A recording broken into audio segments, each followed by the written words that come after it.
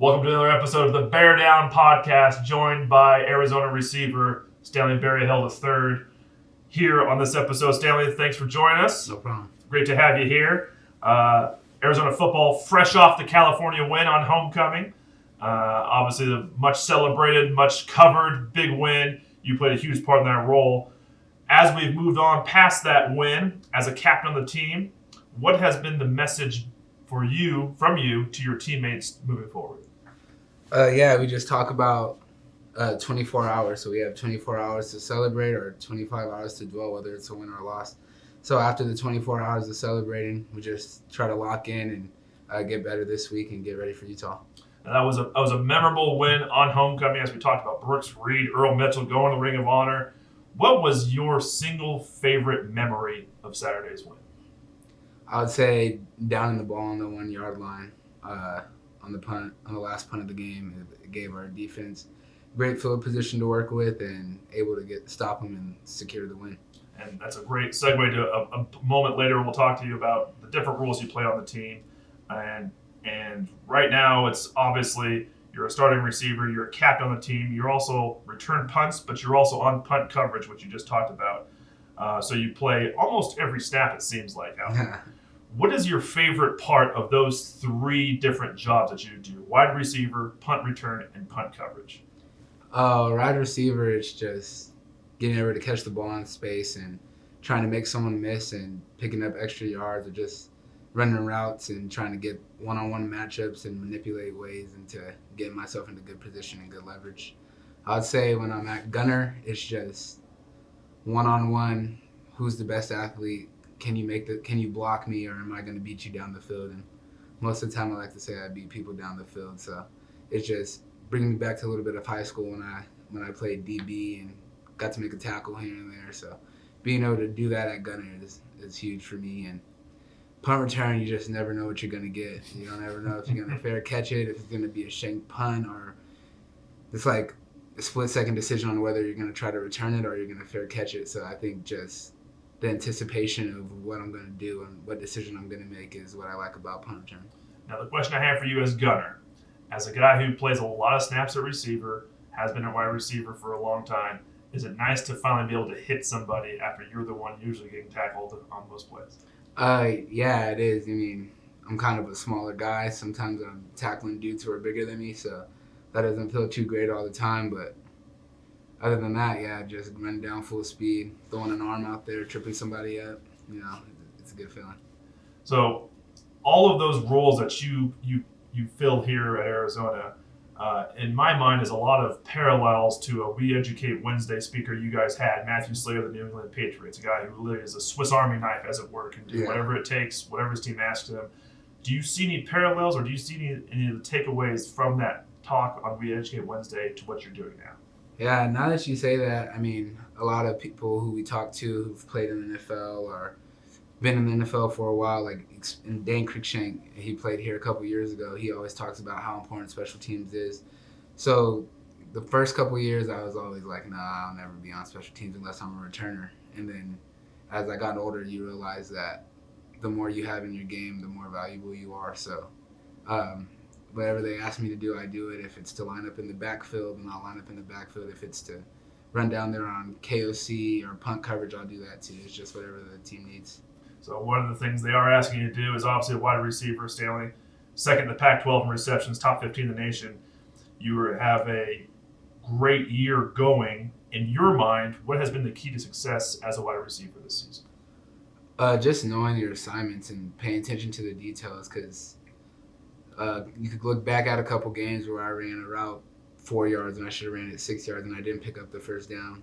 And just learning and paying attention to the details of route running is just what's made me successful. I'd say being in the right spot most of the time will get you the ball if it's supposed to come to you. So that's what I focus on the most, is just the details of route running and making sure I could secure the catch. Now, before you focus on this full-time football career you have, you grew up playing baseball, volleyball, and soccer, among other sports. Yeah. Give me the scouting report on Stanley Berryhill as the youth baseball player. What position did we play? What was our game like? Youth baseball player, I grew up playing on a lot of scrappy club ball teams and little league teams, so I would say I'm scrappy, real fast, can cover gap to gap, and contact hitter with a little bit of power. So I just try to put the ball in play, beat it out. If I'm behind in the count, if I'm ahead of the count, hit gap to gap. Probably doing your thing out in the outfield, right? Running balls down. Yeah, making diving catches since I was 11 years old. So. Alrighty. Now, how about Stanley Berryhill, the volleyball player? Yeah, volleyball player, I would say very athletic, raw talent, jumps really high, just athletic, really. I mean, that's really it. Now, what about Stanley, the soccer player? Just fast and could kick the ball okay, but played forward, so they'll just kick the ball as far as they can and outrun the defenders and just try to score. The man up top, that's what you were, just chasing everything down. Yeah. Now, growing up in Tucson, obviously, you talked about this. You grew up an Arizona fan, watching them. When you were growing up here in town, who were some of your favorite Wildcats at that time? Man, I would say, believe it or not, it was Scooby Wright. When I was in middle school and high school, I played 7-on-7, and in 7-on-7, you don't play with many linebackers. You play with a lot of safeties and corners. So I played corner, but in 7-on-7, I played linebacker to guard the faster slots and stuff. So I always used to say I was Scooby Wright just because he was a linebacker and I'm 5'8", 145 pounds playing linebacker. So that's one guy that I could think about the top of my head. Antoine Cason, Coach Stepp, I watched him play a little bit when I was younger, and just stuff like that, those kind of guys. Now, when you were playing younger in football, you were playing alongside a current teammate, Jamari Joyner. Yeah. Put on your Coach Berryhill hat again. Give me the scouting report on Jamari Joyner as the youth football player and teammate. Jamari is a young kid playing up with older players like me.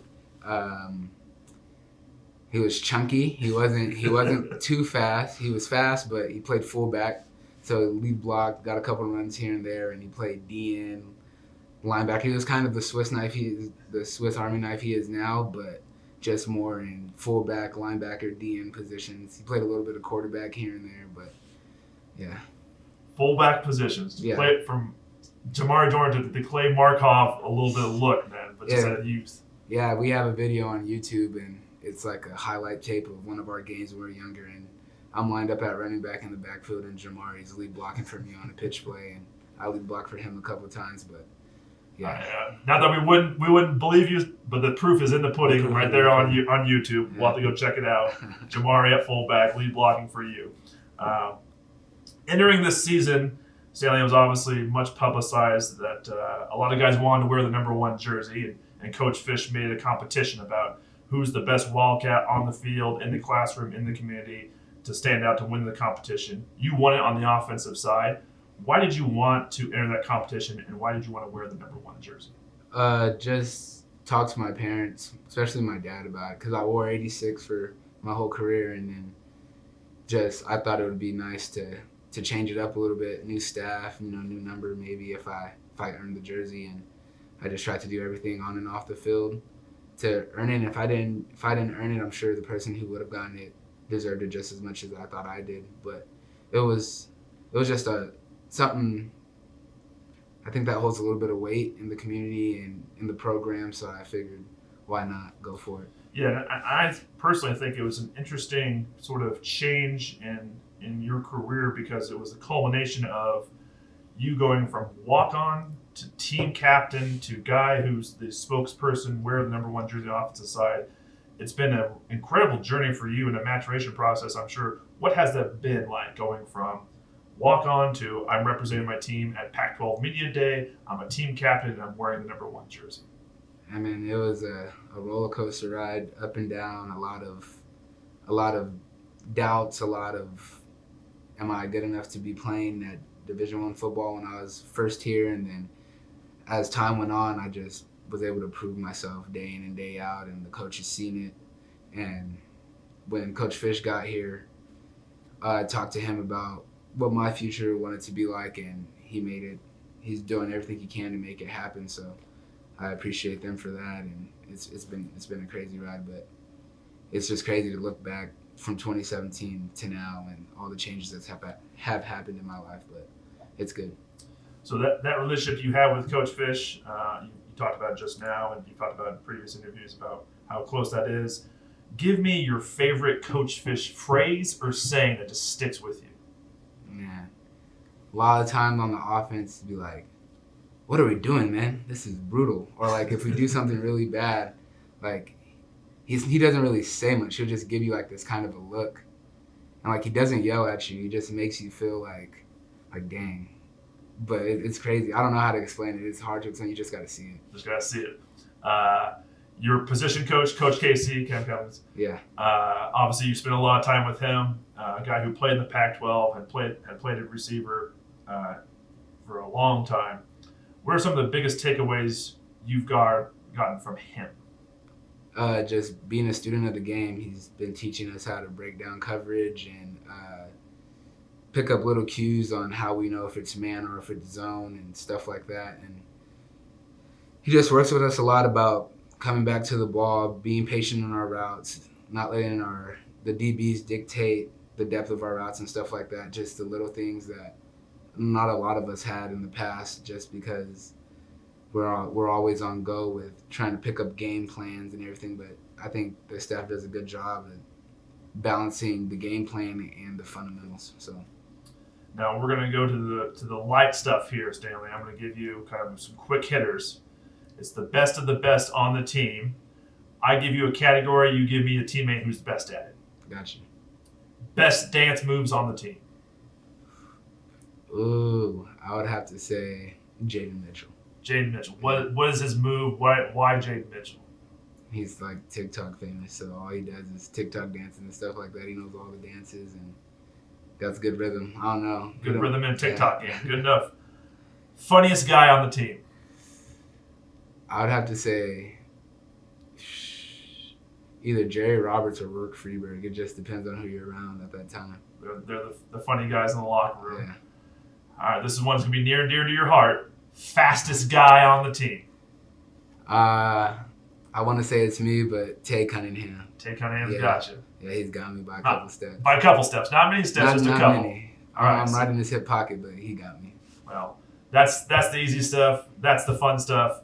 Thank you again, Stanley, for joining us. Wildcats back in action on Saturday. Military appreciation game. The Utah Utes at Arizona Stadium. We'll see you there. Bear down. Go Cats.